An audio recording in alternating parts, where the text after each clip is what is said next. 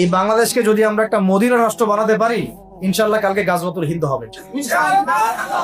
ওটার জন্য রেডি আমরা।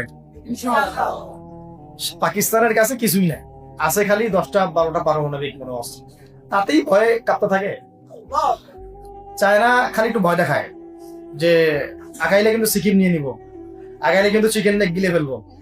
চায়নার ওই ছোট ছোট যোদ্ধাদের কাছে যে মাইকটা খায়, আর আমাদের এখানে দেখা যায় যে সীমান্তর মধ্যে একটা কৃষকও যদি সীমান্ত থেকে দূরেও হাল চাষ করে, ওকে গুলি করে মেরে ফেলে। এরা যেমন অখণ্ড ভারত চায়, আমরা অখণ্ড ভারতই চাই। আমরা চাই অখণ্ড ভারত হবে কালিমা লা ইলাহা ইল্লাল্লাহ মুহাম্মাদুর রাসূলুল্লাহ। আপনারা তো মনে করেন যে ভারত আমাদেরকে ঘিরে রাখছে, তাই না? আসলে ভারতকে আমরা ঘিরে রাখছি। এই দিক থেকে আমরা, এই দিক থেকে চায়না, এখান থেকে নেপাল, এখান থেকে ভুটান, এখান থেকে মায়ানমার, এখান থেকে পাকিস্তান, আর তার চেয়ে বাপ আছে আফগানিস্তান। আছে না আফগানিস্তান? ওদের সাথে কেউ পারছে এই পর্যন্ত?